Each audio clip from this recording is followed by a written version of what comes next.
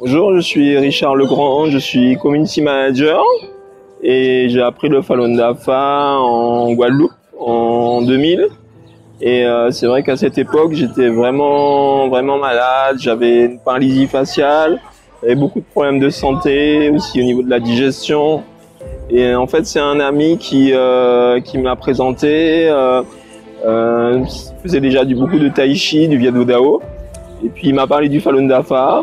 Je me suis dit pourquoi pas, peut-être que ça peut m'aider.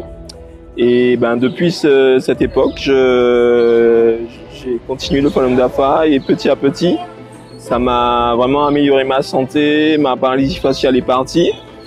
Et ça a été plus loin que la santé parce que dans le Falun Dafa, c'est 3 principes. C'est vérité, compassion, tolérance. Et c'est 3 principes qu'on essaye de pratiquer dans la vie de tous les jours. Et c'est ce qui m'a permis, en essayant de les appliquer, vraiment aussi d'apporter des choses positives autour de moi, dans mon travail ou à l'extérieur. Après, à cette époque, je travaillais beaucoup dans le scolaire avec les enfants, donc apprendre beaucoup, la patience, la tolérance aussi aux enfants.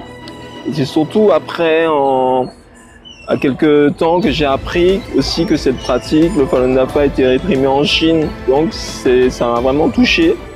J'ai trouvé ça injuste, donc je me suis dit, il faut faire quelque chose.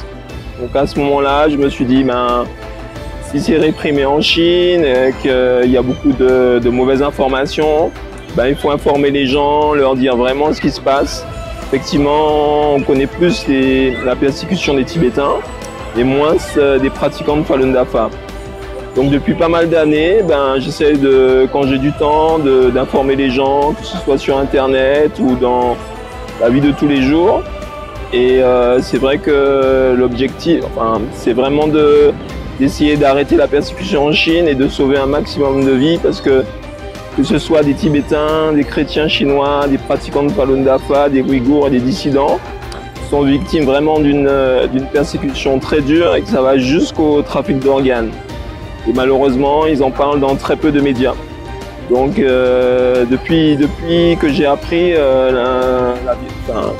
ce qui se passe en Chine, au fur et à mesure, j'ai pu en parler et de plus en plus de gens connaissent ce qui se passe là-bas et j'espère qu'un jour, ça s'arrêtera le plus tôt possible.